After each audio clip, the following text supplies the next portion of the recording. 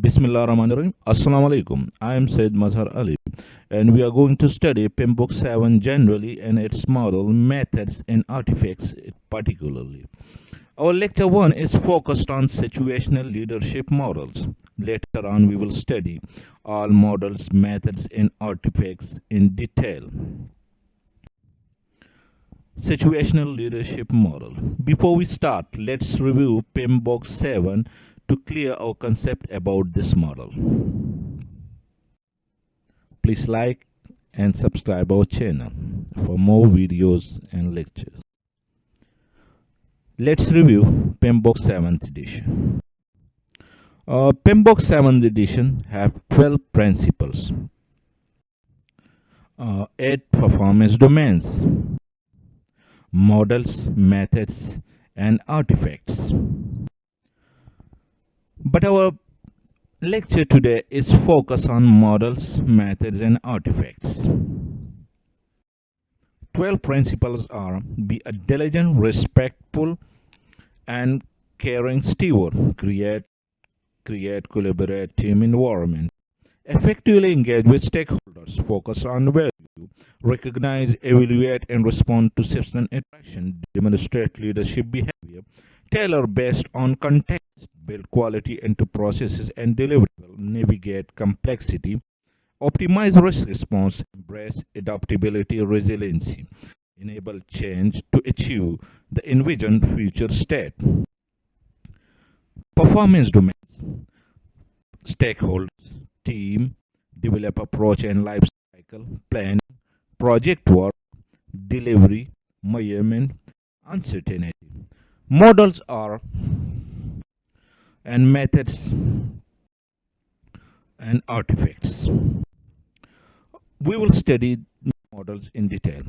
The models which are apply on different performance domains. What are models? A model is a thinking strategy to explain a process, framework, or phenomenon. A model helps to explain how something works in the real world. Model can shape behavior and point to approaches for solving problems or meeting needs. Commonly used models in PMBOK 7.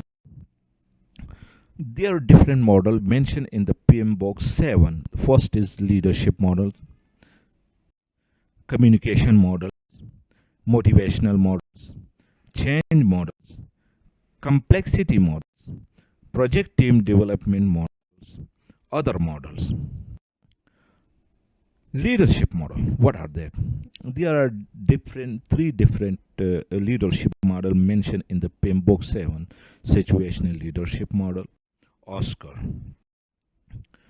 Different communication model mentioned in the PMBOK 7: cross-cultural communication, effectiveness of communication channels, gulf of execution and evaluation. Different motivation model mentioned in this book: hygiene and motivational factors, intrinsic versus extrinsic motivation, theory of needs, theory X, theory Y, and theory Z. These are also management theories. Change models, managing change in organization, article, 8-step process for leading change, transition. Different complexity model like KNFM framework, STACI matrix, project team development models that are complex, negotiation, planning, process growth. Let's go into the leadership models. First, as our lectures focused on situational leadership model, so let's start it. Situation leadership model 2 is process for developing people by providing effective leadership over time so that they can reach their highest level of performance. It's based upon relationship between individual development level on a specific goal or task and the leadership styles and behaviors that the leader provides. Situational leadership models are used in which performance domain? The models and methods can be used in different performance domains. So the situational leadership model can be used in project teamwork and project work. performance domain. The model was first developed by Ken Blanchard and Paul Hersey in 1968. Situational leadership model tell us how different style and behavior of our leaders affect and developed individual commitment, competency, and interest in the organization or a project. On the right side, the chart shows different leadership behavior and styles. Horizontally, the behavior is direct you from low to high. Vertically, it support you from low to high.